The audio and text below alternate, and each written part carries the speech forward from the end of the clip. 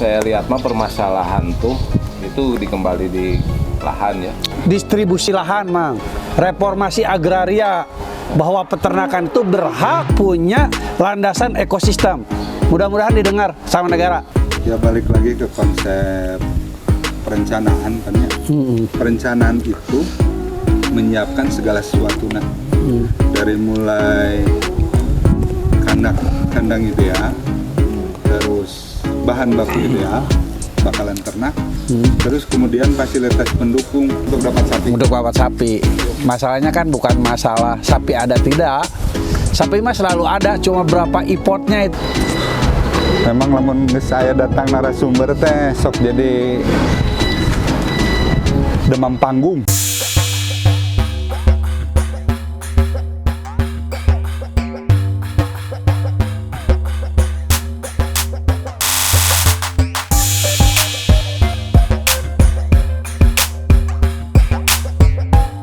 Ini mau masuk ke arah serius. Mau tidak mau setelah acara kurbanan pasti para peternak evaluasi kan. Betul. Terlebih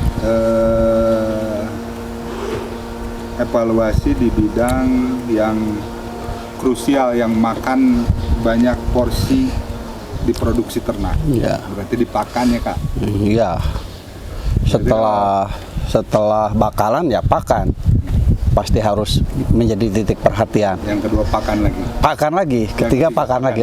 Kata orang nutrisi itu.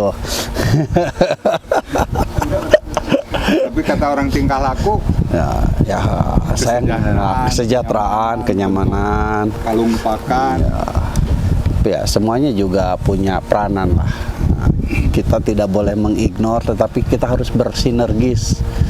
Jadi kalau selama ini Kang, selama akan ngegeluti jadi dosen peternakan, jadi konsultan peternakan pastinya, terus kemudian melihat teman-teman yang praktisi peternakan gitu ya, yang udah jalan di peternak.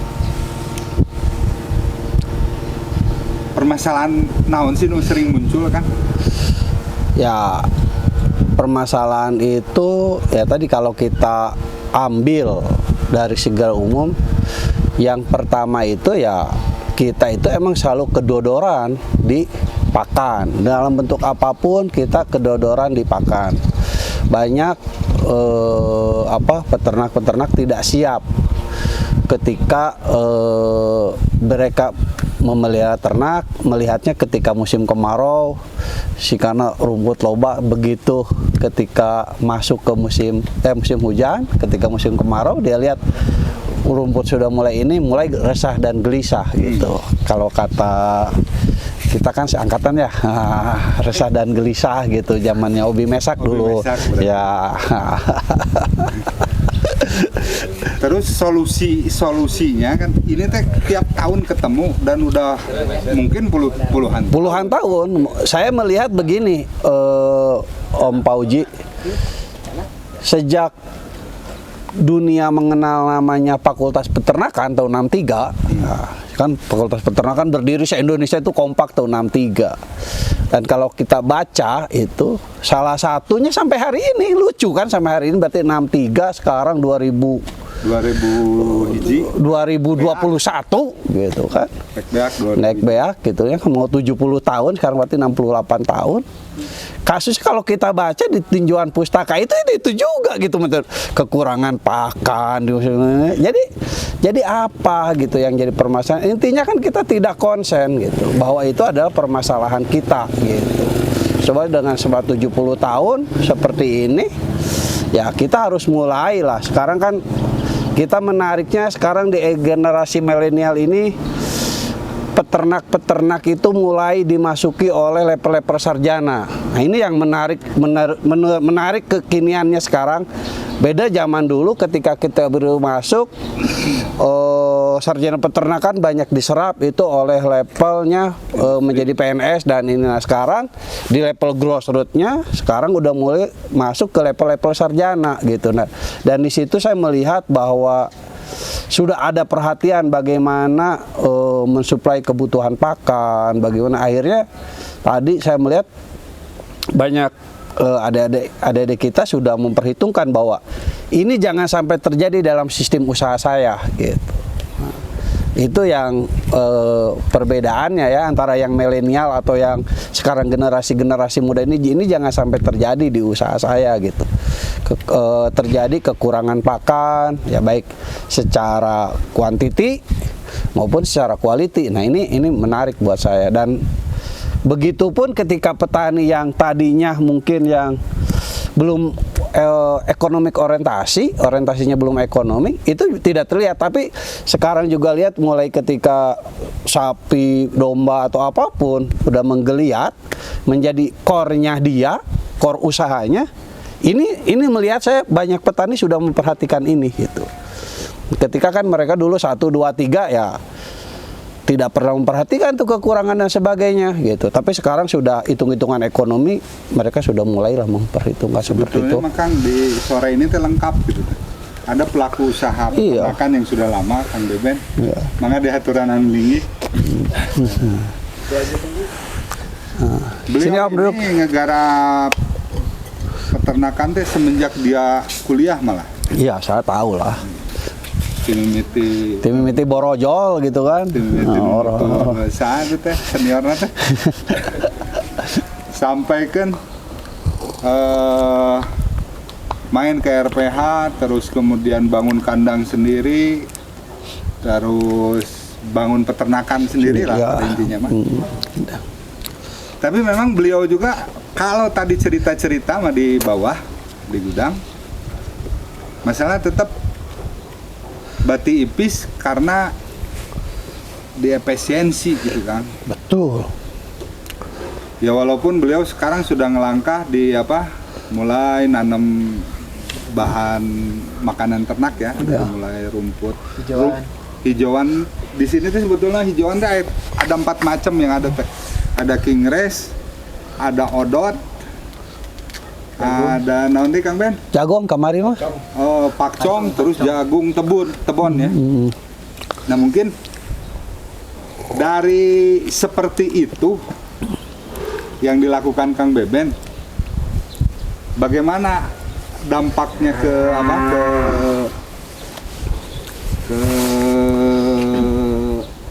usaha ternaknya gitu kan? Efisienkah atau nambah pegawaian gitu kan?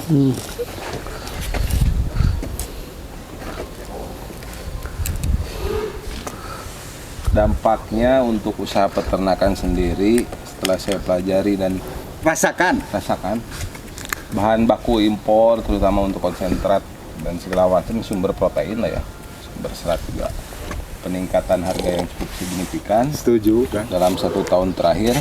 Nah, kan kita harus 2 tahun semenjak pandemi. Semenjak pandemi kita harus mutar otak gimana supaya caranya walaupun diiringi peningkatan harga jual, tetapi kalau diiringi dengan harga pakan yang naik, otomatis modal yang kita tanamkan akan lebih tinggi. Nah, tetap ipisnya Om. Tetap tipis sebetulnya walaupun dibantu dengan harga jual mungkin ya sedikit naik 2 tahun terakhir ini. Nah, harus ada tetap titik efisien gitu kan. Efisien yang bisa kita maksimalkan menurut pandangan saya sekarang ini ya di bahan baku pakan yang bisa kita tanam sendiri. Mungkin balik lagi ke cara bertani zaman dulu ya. Segala nanam gitu. Jadi kalau sekarang harus dilihatnya itu. Jadi ya buat teman-teman yang baru mau membangun kandang harus dipikirkan dulu ketersediaan bahan baku yang bisa kita maksimalkan sendiri, potensi dari daerah kita sendiri, itu yang harus dipikirkan. Ya balik lagi ke konsep perencanaan kan ya. Perencanaan itu menyiapkan segala sesuatu dari mulai kandang ideal, terus bahan baku ideal, bakalan ternak, terus kemudian fasilitas pendukung di lahan buat tanaman pakan. Terkadang kita suka pemeo gitu ya, disebut bahan baku pakan murah tuh di tempat A, pas pindah ke tempat B ternyata jadi mahal. Oh iya, Dengan transportasi, bongkar, kayak gitu, encan japrem di tengah jalan. Nah, tapi kan itu realita, aya gitu Ya, kan, memang ya realita. aya gitu. Walaupun TKB gitu kan. Termasuk mengirim kurbanan kamari ke aya wae japrem. Iya, ya itulah ya realita yang ada gitu. Tapi kumaha caranya efisien kan? Nah, itu nu orang kudu teangan gitu kan. Lanjut, Mang. Lagi ke bahan baku pakan gitu kan. Kita pengen teh kan harapan saya mah pas saat Kang Mansur menyelesaikan studi di ST Luna gitu teh. Saya berharap teh membuat strain bahan baku pakan yang lebih efektif, yang lebih efisien gitu kan. Aya 30 genep lagi itu tuh. Saya belum karena keganggu pandemi apakah genetic resources saya masih ada. Yang jelas saya punya genetic resources itu yang bagus itu ada 4 di Jatinangor itu. Yang sudah jalan, yang bisa dikembangkan sebenarnya. Itu kan bahan bakunya sudah bagus. Kemudian ya itu rumput tinggal disentuh lagi dengan konsep budidaya. Karena waktu kemarin penelitian itu waktu kemarin S3 itu salah satu rumput itu rataannya di 16 ya. 16% itu. Untuk 16 protein dengan serat lignin yang rendah itu. Ligninnya itu rata-rata di 6 lah. Itu sudah bagus menurut saya. Untuk nggak cuma kan kemarin pandemi ya akhirnya ya mengamankan aja supaya tidak mati gitu. Mungkin nanti dipindahin ke tempat Pak Beben sebagian ke sini. Boleh, Pak. Ya. Dan jadi kendala teh kan peternak kita mah teu bisa nunggu itu kan. Ya. Betul. Teu bisa nunggu. Tah ayeuna kumaha kan terobosan Akang sebagai ahli. Kalau saya sih segini sekarang mah ya petani kita itu emang tidak bisa nunggu. Tetapi ya dengan yang ada sebenarnya itu bisa dioptimize, Mang.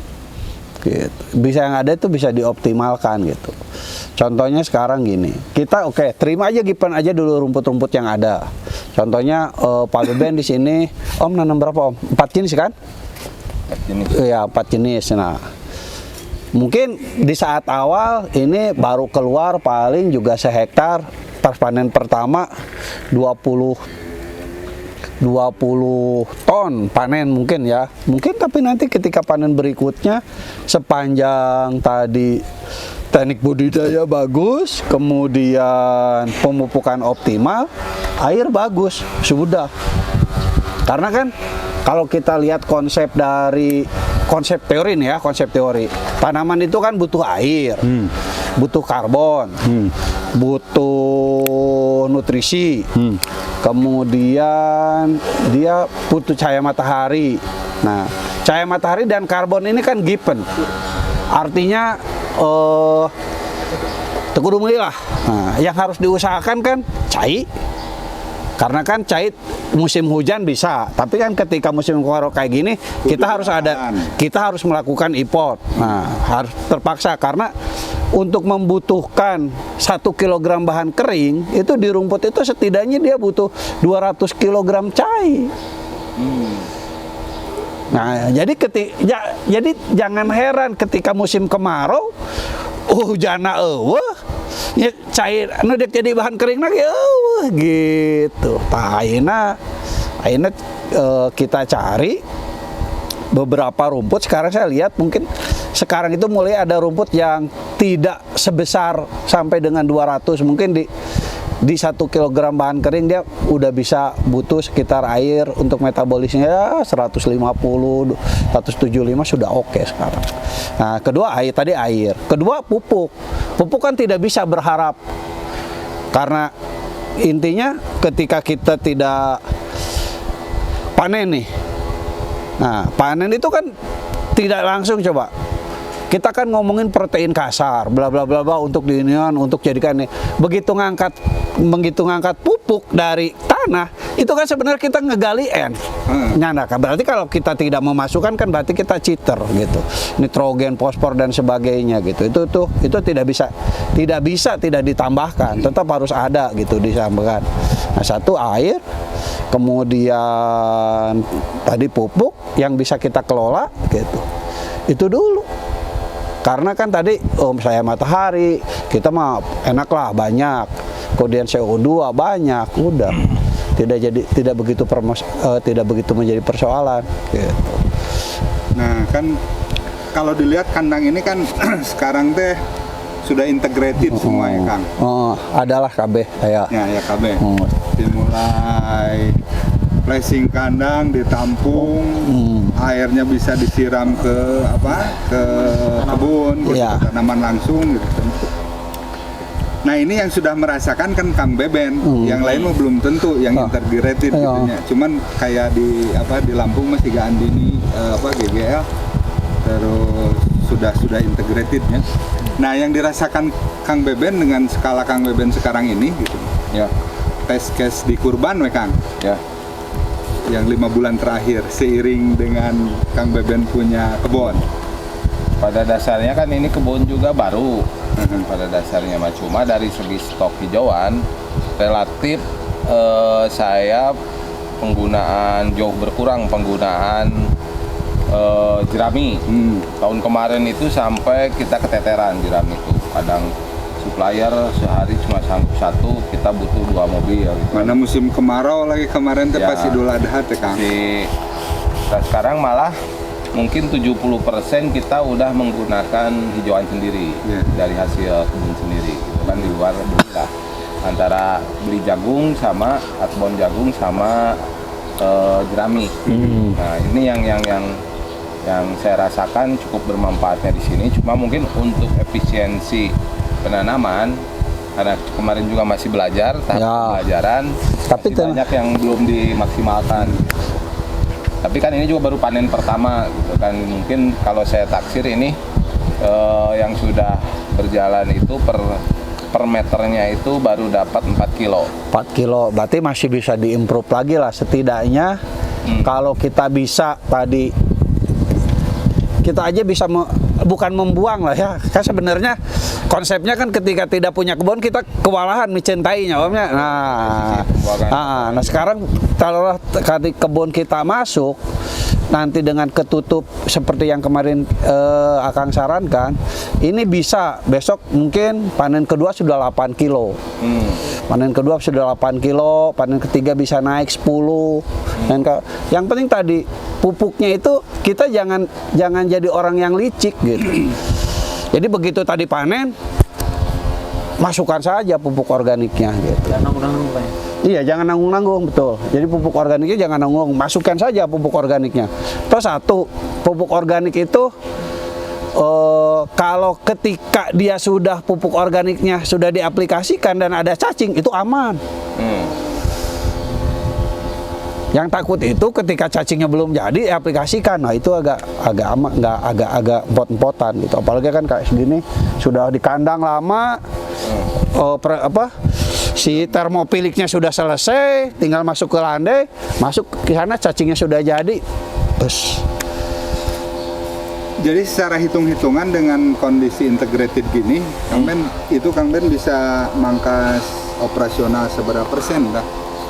Karena saya sebetulnya mah kalau biaya operasional netnya mungkin cuma Rp150 ya per kilo rumput tuh.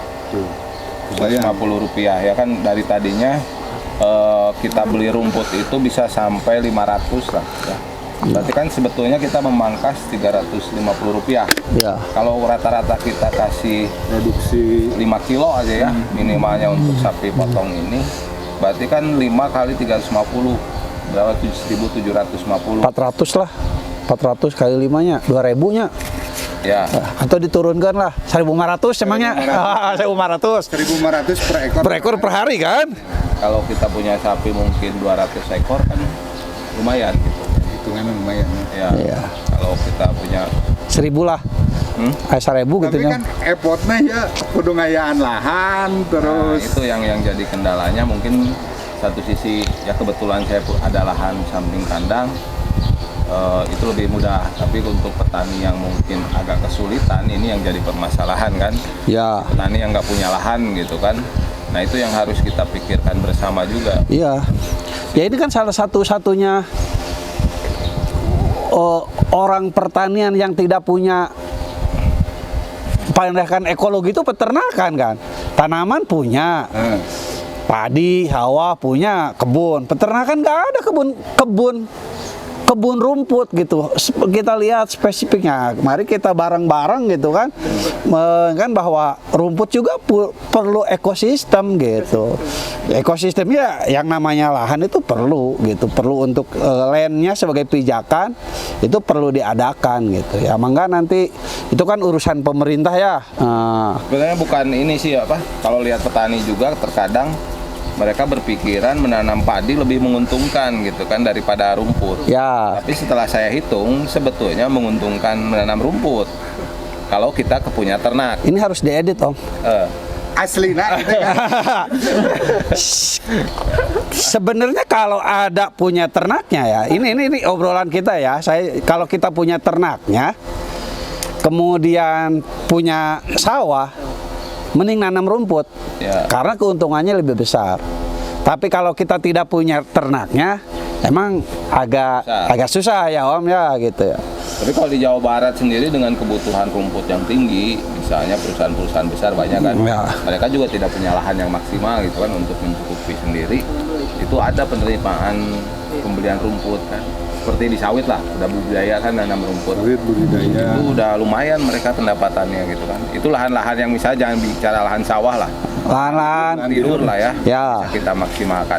Mungkin Ya. yang jadi PR sekarang tuh Kang, efisiensi di pembuatan silase untuk stok misalnya musim kemarau. ya. Nah, Itu yang kan. tadi kita harapkan juga, yang sedang kita pikirkan. Bagaimana caranya kita maksimalkan produksi kebun di musim hujan. Nah, di musim kemarau kita mempunyai stok karena di silase. Nah, Ya. ini yang belum teknologi yang murah gitu kan. Ya. Karena secara secara pekerjaan orang, packing segala macam harganya masih cukup lumayan gitu. Ya. Nah, itu yang jadi PR. Ya mungkin kita yang harus kita pikirkan sekarang itu adalah membuat silase yang murah, gampang ya gitu. Karena kan sekarang kalau cuma pakai baler, ya harga balernya perlipatannya sudah nambah 300 perak gitu kan. Nah itu menambah kos juga kan gitu ya. Kalau kita misalkan bisa menggunakan bunker yang bagus gitu ya, nah atau bunker yang bisa cocok lah dengan rumput, nah itu mungkin akan lebih efisien. Nah cuma masalahnya kalau dengan Om Beben sih bunker tidak akan jadi masalah gitu ya. Cuma di petani mungkin ujungin bunker lagi hese gitu. Itu yang harus dipikirkan. Bunker imah ge kan seukur kamar 2. Nah, eta. Jadi untuk mereka mungkin lebih tepat adalah membuat desain vegetasi, Om. Tapi kalau teknologi pengeringan gitu gimana Om? Lebih mahal. Nah itu tergantung pada jenis rumputnya. Nah, jadi mungkin kalau rumputnya, ini dilematis di Indonesia ini kan gini. Kita punya rumput yang produksinya besar, tetapi ketika di musim hujan. Nah, kalau di negara-negara 4 musim itu kita selesai ini kan ke summer. Begitu dari semi rumput banyak nah langsung summer panas, usah dibiarkan. Kita begitu rumput banyak karena gebrek-gebrekna hujan gitu. Itu permasalahannya. Jadi emang jawaban kita itu sementara silase jawaban untuk kita gitu. Tetapi kalau rumputnya ya, tapi kita balik lagi, ternak kita kan bukan ternak eksotik. Artinya kalau saya rumputnya kuda atau yang kudanya harga 1, ya, nah, ini bikin hay dengan tanah yang ini tidak jadi masalah. Makanya yang seperti inilah permasalahan-permasalahan yang unik gitu, yang harus kita selesaikan gitu. Kalau tadi hay, boleh di Indonesia bisa bikin hay, rumputnya ada. bisa rumput yang bisa bikin hay. Cuma tadi berlari ke produktivitas. Sayang nggak kita membiarkan rumput yang produksinya hanya 2 kilo per meter, sementara rumput yang lain bisa 10 kilo gitu. Terus yang jadi masalah tuh gini Kang, pas saat beberapa kasus di petani ya, saat dia memasukkan konten silase ke bahan pakan dia, Ya. itu kan adaptasi lagi Kang. Ya. Adaptasi teh mikrobarumen we kan ceritanya 15 hari. Ya, 14 poe. 14 poe. Ya. Sedangkan buat mereka ini kan masalah Kang. Ya. Memuncrut segala rupa Ya. kan memunculkan Ya. permasalahan. Kan? Ya. Nah, untuk membiasakan itu teh harus lewat dulu 15 hari, sedangkan mereka dikejar-kejar oleh waktu. Komo lamun misalnya ngasupkeun dia ternak pakai bank gitu, Ya. yang belum apa-apa sudah dihadapkan dengan bagaimana dia bayar bunga. Terus satu sisi lain dia produksi di ternaknya keur penyesuaian gitu nya. Ya. Dia buang 15 hari. Nah kan kalau misalnya kayak peternak Jawa Barat nih, dia belanja dari Jawa dengan pola pakan yang berbeda, digiring dari Jawa Tengah, Jawa Timur, digiring ke Jawa Barat. Jawa Barat juga dengan konten berbeda lagi nih bahan baku pakannya. Secara otomatis penyesuaian lagi. Ya. Jadi tidak sinergis di perpindahan tangan dengan perlakuan gitu kan. Ya, emang permasalahannya kalau kita disegmentasi, kalau kita dirunut ini banyak banget gitu. Yang ya tadi yang harus kita selesaikan satu-satu. Misalkan gini, sementara bakalan kita sumbernya tetap dari Jawa. Nah, coba kalau kita bakalannya dari Jawa Barat, nah bisa enggak? Nah, ini kan kita ngomongin itu dulu, itu tidak akan selesai 4 hari juga kita gitu. Nah, jadi kalau misalkan, nah yang tadi yang harus kita lakukan sebenarnya kalau siklus bakalannya selesai, artinya lebih gampang. Contoh tadi kata Om Pauji, kumaha ya kalau gitu tinggal kita bikin bagaimana dia supply. Nah, petani-petani yang tidak bisa punya kebun, nah, ada nih kita bikin sebuah unit usaha baru, semacam unit usaha silase gitu. Apa bedanya dengan kita membuat peternakan ayam gitu? Kan kita tidak perlu nanam jagung di pinggir kandang kan. Nah, itu pun sapi tapi bisa seperti itu. Tetapi siapa yang mau ngurus ininya? Nih, saya melihat sekarang baru satu orang, si Kiki yang ada ayah kahayang gitu kan. Nah, nah tapi nggak apa-apa, sudah ada kemauan itu lebih bagus gitu. Itu kan bisa kita akalin gitu. Itu kita bisa akalin, bukan sesuatu yang sulit gitu. Bukan sesuatu yang sulit. Kan intinya hanya bagaimana ada protein bebas, ada protein ini bukan sesuatu, apalagi dengan bahan kering, ini bukan sesuatu yang susah. Ahlinya banyak, Prof Hidayat ada di Unpad gitu yang bisa menginginkan, bukan sesuatu hal yang sulit gitu. Bagaimana memproteksi protein, bagaimana membebaskan kan. Jadi dengan 1.200 tebon jagung itu murah. Murah sebenarnya, dia masih berani 1.400 kan? Ya Om ya, kalau nggak salah ya.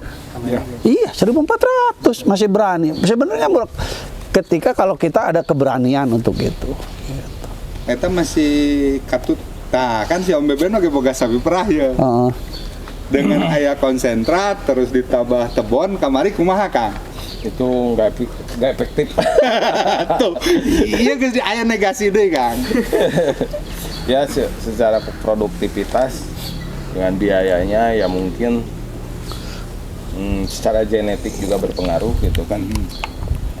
Emang itu makanya saya menanam rumput ini dikhususkan untuk sapi perah dulu, untuk menekan biaya produksi. Kalau misalnya 1 ekor sapi makan rumput silase 30 kilo kali 1.200 saja kan, berarti 36.000. Nah, kalau saya kasih rumput ini misalnya 40 kilo kali 400, 16.000 gitu kan, kalau dihitung rumputnya 400. Berarti kan ada hemat 20.000. yang kita bisa convert untuk biaya lain gitu kan. Ya. Makanya BK tambahan tadi apa SBM untuk biaya SBM Ya. atau segala macam itu. Kalau kita tahu untuk dengan kebun jagung itu agak mahal gitu jatuhnya. Nah, kumaha Kang? Bisa diakalan. Tapi kan sebenarnya memproduksi jagung itu murah. Sebenarnya memproduksi jagung itu murah ketika mungkin harga jagung itu kalau yang jadi permasalahan kan gini. Jagung kita bisa berapa ton sih per hektar? Itu juga menjadi ini belum banyak. Nah, kalau kita bisa 40 ton aja. Nah, 40 ton Per hektar. Sebenarnya worth it juga ya. 40 ton. Ya. Tinggal efisiensi penanaman. Iya. Itu yang harus. Jeung teknologi penanaman ya memang kudu Ya, kan karek sakali orang Ya, main-main ya kebon teh. kemarin kan ada kesalahan. Orang poho ngabejaan ke Adi gitu kan. Gitu. Jarak tanam, ya? Jarak tanam kemarin dibuang jarak tanam. Jadi nanti kalau musim ini ya jarak tanam, kemudian kita optimalisasi dengan kapur dan bahan organik, insya Allah lah 40, kalau saya sih 60 lah, 60 ton. 60 ton per hektar per tahun, per sekali panen. Amun musim hujan. Kan Nah, eta nu jadi kuncina teh. Enak kan musim kemarau ya enak. Lamun dilihat Pak Kang. Kondisi rumputnya nu hararejo teh nu deket-deket kandang we hungkul. ya karena sebaran air kan lebih dekat. Nah, itu bagaimana cara mengakalinya? Tetap cara mengakalinya tadi jangan ragu dengan pupuk organik gitu. Karena pupuk organik itu bisa nimpen cai. Jadi lamun orang daek nyiram teh teu kudu unggal poe gitu. Bor bers nanti dia coba aja. Korek kalau nggak percaya pupuk organik itu bisa 2 hari, 3 hari masih bisa nyimpan air. Mungkin tahun ini kita baru mengawali Kang. Ya. Mudah-mudahan di tahun yang berikutnya Ya. establish lah. Ya. Amin. Amin. Dan naon deui lamun teu harapan mangis paet, Pak. Iya. Jadi kita harus terus berharap. Ya harus berharap. Selama punya harapan berarti kan kita masih ada keinginan hidup. Nah, kalau ada keinginan hidup berarti kan harus ada ikhtiar. Nah, jadi ayeuna teh memang kudu dipungkas ya obrolan teh kan.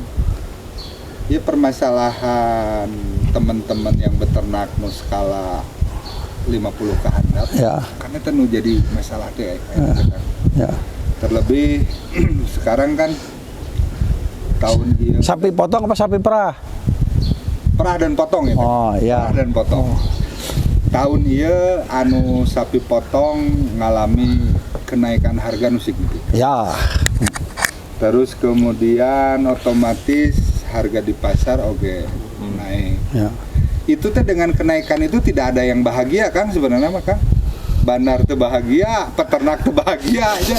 Jadi kita teh memang naonnya. Jadi usaha teh puraga tanpa kadenda cek orang Sunda mah. Jadi asal oyak gitu dah. Jadi karena kebiasaan usaha di seperti itu, jadi tuluy ya digarap. Najan secara hitung-hitungan itu teh jauh ka bener gitu teh Kang. Ya. Tapi ayaan lah. Ayaan teh maksakeun. Tapi definisi ayaan anak tong ada definisi ayaan tukang daging tukang daging mah lamun bati hari ini kurang dari bati kemarin rugi dia. Walaupun dia untung. Untuk juta gitu sapoe gitu. Saya lihat mah permasalahan tuh itu dikembali di lahan ya. Iya. Sebetulnya lahan menjadi kunci kita ya. Kenapa Australia maju di bidang peternakan? Dia punya lahan yang tidak terbatas itu luasnya. Ya makanya Di kita ini ya betul. harus betul efektivitas, efisiensi. Soalnya semua itu menyambung. Ketiadaan lahan ya ketiadaan sapi perah gitu kan. Kalau di Jawa Barat sendiri atau sapi breeding lah yang bisa efisien gitu. Dengan tidak adanya efisiensi di sapi breeding, otomatis sumber sapi bakalan untuk sapi potong, sapi perah berkelanjutan. Ya. Susah juga. Ujung-ujungnya harganya kita ambil dari luar lebih mahal, naik harganya. Nah, penyambung akhirnya di penggemukan juga biaya jadi tinggi juga gitu kan. Karena bakalan udah mahal, Ya. pakan mahal. Dan akhirnya jatuh ke konsumen harganya jadi mahal. Kalau kita punya lahan diperuntukkan untuk peternakan. Dan memiliki produktivitas bagus, dan kita menemukan solusi untuk di musim kemarau, itu menjadi bahan solusi untuk semuanya, kunci dari semuanya. Iya. Intinya mah distribusi lahan, Mang. Reformasi agraria, bahwa peternakan itu berhak punya landasan ekosistem. Mudah-mudahan didengar sama negara. Ini kalau mencerita lahan terus efektivitas dan efisiensi, memang diurang teh zonasi kan. Ya. Namun cerita zonasi mah, misal daerah A sebagai daerah peternakan gitu ya. Otomatis kan itu dibangun dari mulai irigasi sampai ke mungkin RPH didinya gitu ya kan ya. Itu saya pikir bisa lebih murah gitu ya. Lamun zonasi kan lamun fasilitas dan berbagai macam yang dibutuhkan sektor peternakan ada di sana. Misalnya satu zona, misalnya kabupaten mana gitu ya. Kabupaten Subang lega Sukabumi masih lega, Garut. Cuman yang jadi kendala kan ayeuna teh banyak orang yang sudah berinvestasi di tempat-tempat lain yang terkadang memaksakan gitu ya Kang. Hingga akhirnya pola zonasi itu pun akan tetap mendapatkan tantangan gitu. Lamun kita pikirkan zonasi tehnya irigasinya pas saat musim kemarau mana boga embung bisa ditarik dimanfaatkan gitunya, atau rekayasa lain lah. Jadi lamun kita cerita misalnya di Jawa Barat gitunya, feedlot paburencai, kadang-kadang feedlot oke tidak menyiapkan infrastruktur ideal oke gitu. Kadang-kadang kapasitas 2.000 tuh boga kebun-kebun 2 hektar aja gitu kan. Jadi yang baper lamun misalnya ada guan sumber bahan baku di tempat lain. Ya itulah tantangannya ya, menarik menurut saya, itulah tantangannya. Jadi kalau kita yang harus kita pikirkan itu antara posisi kita sebagai pengatur kebijakan atau kita sebagai pengusaha yang mengelola PAM gitu. Kalau kita sebagai pengatur kebijakan mungkin kita bisa dijonasi. Kita bikin kebijakan yang RT RW-nya layak gitu kan, misalkan gitu. Ya, misalkan daripada ada beberapa perkebunan yang tidak efektif gitu kan. Kenapa kita tidak ganti saja komoditasnya menjadi komoditas peternakan gitu kan? Ya, kalau tidak efektif ya, saya kan hitung-hitungannya harus ekonomi pun kan orang perkebunan.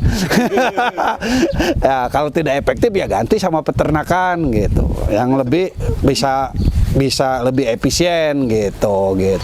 Ya kalau secara pribadi itu kita sebagai pengusaha itu mah yang wayahna, kalau tadi syukur-syukur kalau jadi pengusahanya kita sudah merencanakan sesuai dengan kahayang.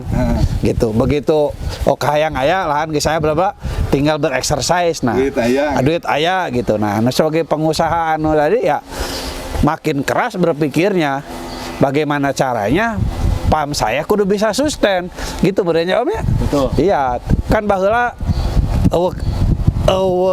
kebun jukut. Berpikir bahwa jukut itu perlu gitu. Ya. Maksakeun malah kebun jukut 4 hektar gitu kan Om? Ya. Teu boga nyeneangan kumaha gitu. Nah, tapi titik-titik ekonomis yang harus kita tetap diperhitungkan gitu. Nah, mungkin kewajiban kita sebagai akademisi memberi solusi kepada yang global, juga memberi solusi kepada yang mikro ini yang sikapnya lokal gitu.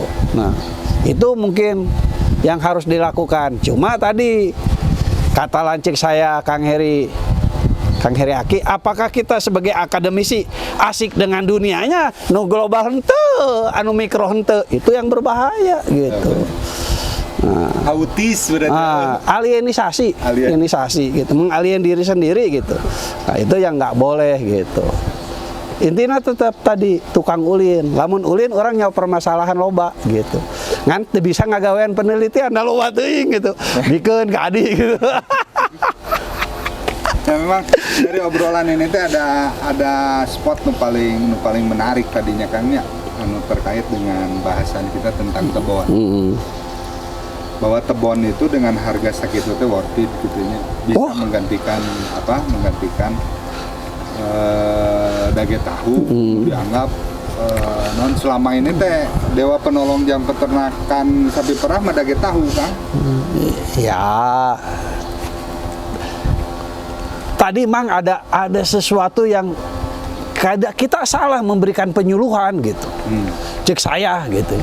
Contoh, ketika orang sapi perah kehilangan polar, sehingga kehilangan nyawa gitu, karena di dalam premnya bahan baku sapi perah teh kudu polar gitu. Mau di ayeuna harga polar 4.000 kan asa bujur kumaha teh orang koperasi polar saeutik oke langsung dicarekan kan. Talu saya nih 10.000. Nah, jadi di situ ya yang harus kita balik lagi lah, kita mengedukasi masyarakat itu jangan memberikan dogma, tapi diajak mereka berpikir gitu. Karena kalau udah dogma timbulnya keyakinan rada berat mang. Gitu. Udah mereka suruh berpikir, bereksersis, naon anu cocok jeung saya gitu. Jadi memang siga potensi lokal, sumber daya lokal kadang-kadang eta dinapikeun ku jelema teh gitu Kang. Ibaratkeun kieu, terbiasa manehna make jarami gitu. Padahal di sekeliling kandang manehna teh ngababadeg ada jukut. Teu diarit. Ya. Yang saya pernah bukan penyuluhannya, suatu saat saya jalan ke daerah gunung lah, di daerah Tanjung Sari atas namanya Cijambu. Saya miris gitu, lihat ibu-ibu bawa jerami di papangku gitu. Sementara di pinggir ini, pinggir kandang dia, itu kalian merah nggak jajar gitu, itu di awak gitu. Itu kan mungkin karena ketidaktahuan kan? Atau mungkin gara-gara teh jarami lebih halus gitu, tapi di dalam frame dia gitu. Itu yang harus kita terus kan? Kemudian kita juga ngelihat di daerah Sukabumi di daerah Subang ayeuna teh melak sampel ngabobadeg loba teu kaserap malah Nah itu dijen para sapi urang teh urang keur usum kurban gitu. Cenah bisi ngacai Pak naon sebagainya gitu teh. Padahal etanya di antara sumber TDN yang paling hebat itu sampul. Nggak ada yang TDN-nya 80 loh. Kan pada sok aya caritakeun we itu teh. Datang penyakit naon segala rupa dituduhkeun ke sampul. Iya. Eta mah kan mitos gitu kan ya tadi yang harus kita ini kan treatment iya kan generasi milenial nih, ini calon peternak yang baru nih, ini kan peternak yang agak melek dengan IT gitu kan. Hiji teu percaya ka dogma, teu percaya ningali googling, salah cenah ieu. Nah gitu. Tapi ngogoogleuna ge salah di lebih regel tah. Tapi kan ini mereka sudah pada tahu googling, ini ada kemampuan, sudah mulai tidak hanya dengan kemampuan mendengar. Kan dulu petani-petani kita hanya mendengar, ningali gitu. Ada dasar ilmunya lah ya. Nah kemampuan untuk membacanya nggak ada gitu. Bukan nggak ada ya, sedikit lah.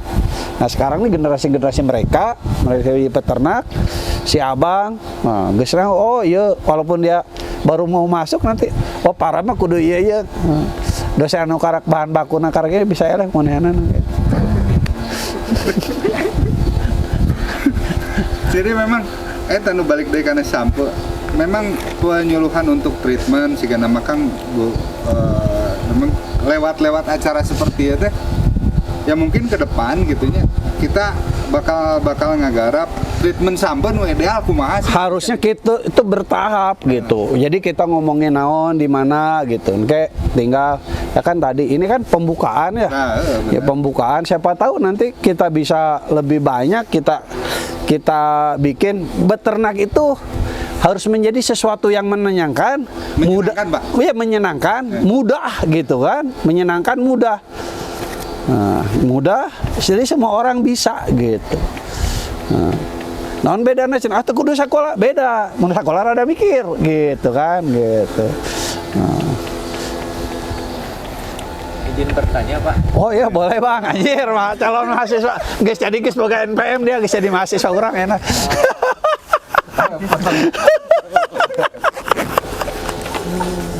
Terkait salah satu prestasi Bapak tentang keberhasilan Bapak tentang penelitian rumput kikuya Kikuyu. Oh. yang asalnya 10 hektar tidak mencukupi, tapi dengan treatment Bapak dan memuliakan tanaman kikuyu, Bapak bisa mencukupi 4 hektar saja. Wah, ini beda nih. Jadi gini, kikuyu sama rumput gajah mot. Nah, jadi kalau kikuyu itu emang kita cari. Jadi untuk pakan kuda. Yang tadi bahwa kuda itu eksotis gitu kan. Nah, eksotis, kemudian pencernaannya makan apa? Makan rumput tetapi lain ruminan gitu kan, berarti dia harus dikasih makanan yang sumber serat tapi seratnya rendah gitu lah. Kita ketemu kikuyu gitu tak, dikembangkan lah. Nah, kikuyu itu yang di kita nih, yang kita kemarin kembangkan itu orang selalu bercerita kita kikuyu itu selalu ngomong Afrika gitu. Nah, itu yang saya benar tuh gitu kan, akhirnya saya yakin di Indonesia ge aya gitu, makalah Indonesia kikuyan. nah, makalah tadi kita bikin kukurilingan lah kita di gunung-gunung tinggi gitu kan, naik ke Burangrang, naik ke Teguban Parahu, naik ke Patuha, ke Malabar, akhirnya aya gitu, maka dikembangkan tuh rumput itu. Jadi proteinnya paling kecil itu 18. TDN-nya itu TDN-nya 60. Jadi geus sarua jeung ngian geus huut gitu tamang kan gitu kan TDN, bayangkan kan proteinnya geus gede sarua jeung ieu jeung ini, maka dikembangkanlah itu. Nah, karena tadi eksotik ya kita ini. Nah, yang satu lagi yang tadi 10 jadi 4 eta dongengna tah. Ada yang ke itu bukan kikuyu sebenarnya.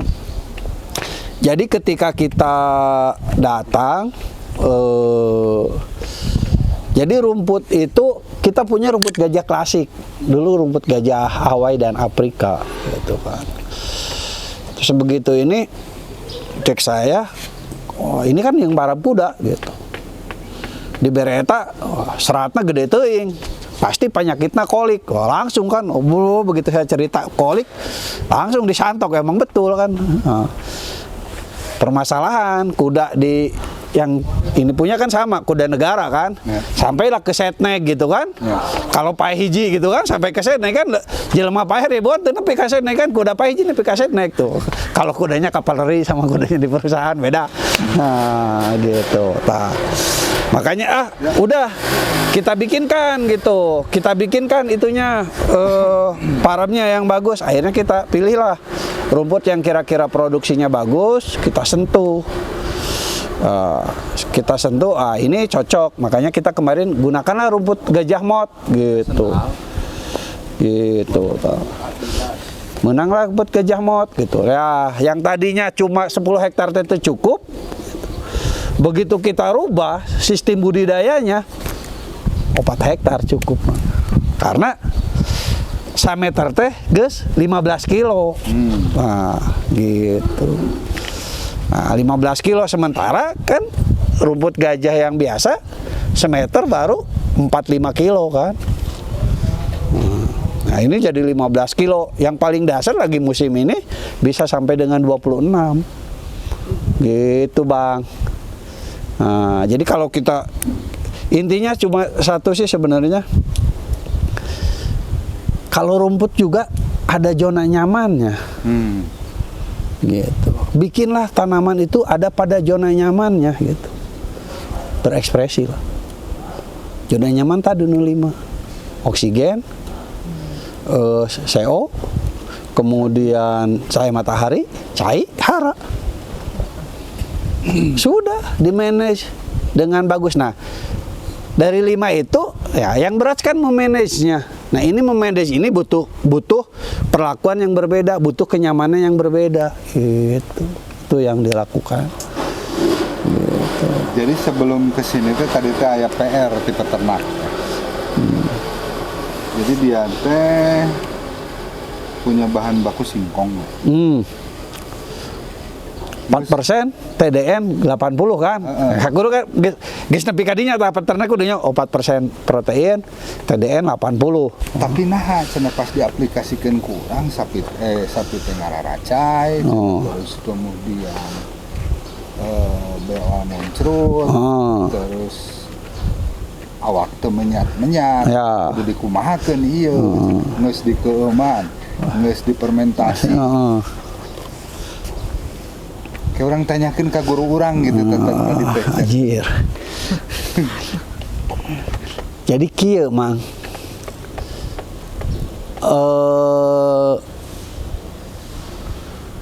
Jadi kalau sumber Kalah hiji deh. Pas dipencit persentase kalah ke amrol. berarti kan orang kudu posisi jagong sampai ieu. Sampai yang aman tentunya harus dalam sampai kering. Pertama itu. Sampai kering ya? Sampai kering. Jadi tadi alamun tadi Subang ini banyak sampai iya. Tetapi mau nggak mereka mengeringkan? Kan jadi kendala. Nah, itu jadi kendala. Nah, kayak kedengarannya orang tong ngebahas eta, ngebahas global heula. Nu kadua sampai nu eta kan orang sebagai petani sampai selalu berbase kepada sampai ngieun peuyeum. Akhirnya sampai orang yang dihargaan mahal. Asup lah ke orang sebagai orang peternakan. Kudu 1.000 kudu peternakan mah. Henteu, 500. Oh 500 lebih murah deh. Kudu leuwih 500 cek saya gitu. Nah gitu. Nah, anu harus dilakukan sekarang adalah teknologi budidaya sentuh supaya nu tadina sampai sak tangkalna ngan 15 kilo. Oh, sampai orang 15 kilo, Mang. 7 kilo. Jadi 20. Tah, 7 kilo kali 1.000 sabaraha? 7.000. 7.000. Ayeuna 20 kali 500. 10.000. Tah, eta nu kurang lakukeun. Jadi di segmen budidaya heula diperbaikin produktivitasna gitu. Kayaknya menurut kagok ya mah. Geus eta, jadi geus lantaran aplikasi kan tah. Ayeuna satu rubah dulu habit kita ke sampai kering. Karena basuh wah itu. Nah, sampai basuh di keuman kudu mah teh. Tidak jadi masalah gini. Kan penyakitna sampai teh boga HCN. Tapi sianida eta bisa leungit hiji dianginkeun, dikeringkeun. Kadua dikeum pada air yang mengalir. Lamun air cicing. Pak, air cicing saya itu kan bisa bulak-balik dekok kan. Nah, kalau pada air yang mengalir itu hilang, Mang. Tapi air cicing? Air cicing saya tuh boga teorina euy. Masalahnya kieu, mana ngareumna teh dina bak, dina tong. Nah, kuduna daer bisa akhirnya kan teu palid sianidana, tidak menguap. Walaupun eta geus dikeum dina tong, diangkat, ya balik deui. Kalau didalarkeun sampai kering, iya masalahnya masih kena basah. Nah, itu yang terjadi permasalahan titik kronisnya di situ, titik kritisnya gitu. Nah, bisa jadi nanti dari racun itu berdampak karena kan itu bukan anti nutrisi lagi, dia bisa sebagai toksin kan. Racun. Memang beberapa kasus di para pengguna singkong seperti itu kan. Iya ya, jadi tadi hiji nuka dua nuka hiji tadi usahakan singkong itu tuh siga itu dikeringkan, itu udah aman. Saya mau pakai ya lamun balanya ada 1.500 sabaraha garing lah itu. Yang mending kena konsentrat tungtungna. Betul, makanya saya nyebut kudu 500. Nah, urang nih ya. Saya selalu berbicara sama teman-teman di pertanian. Kan pihakku saya kudu ngome jukut oge, ngome jagong oge, kudu ngome sampe oge gitu kan. Entong gitu. Tong loba teuing gitu kan. Geus we cukup. Saya minta bisa nggak kita membikin sampe anu 30 kilo? Bisa. Saya pernah ngalakukeun. Nepi rata-rata lah 25 kilo bisa ya teh. Nah, kalau sudah bisa 25 kilo di 500 perak asup. Kalau sudah 500 perak asup, berarti kan 30 kilo kali 500 perak. 15. Kang dihitung-hitung ngeranya Kangnya. Muruhan ngala wae ngesidik 150 perak. Berarti kan tambah 500 tambah 50 sabaraha? 150. 150. Transport hadiah 200 perak. Ngesidik 200 perak. Berarti 800. Kan datang ka dieu teh langsung didaharkeun boga sapina ngan 10 siki. Diteuneun heula.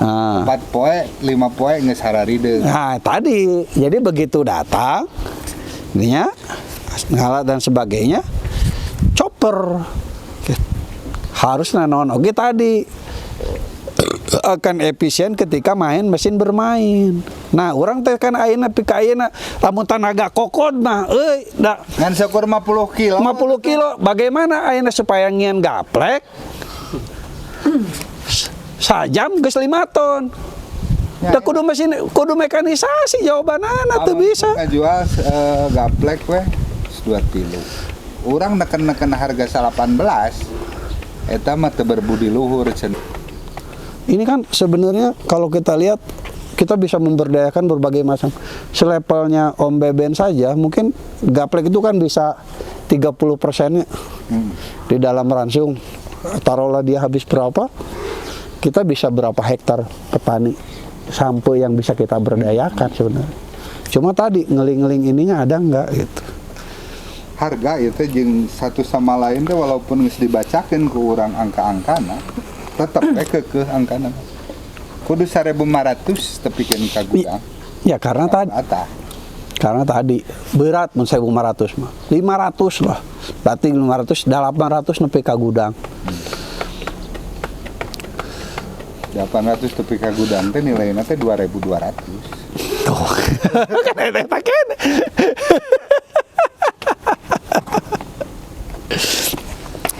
Ya, begitu untuk sementara. Ya. Kita lanjutkan di Nanti kita tema minggu depan lah kita tema bagaimana memetakan sampe gitu Pak. Memetakan sampe, peluang dan bisnisnya seperti apa.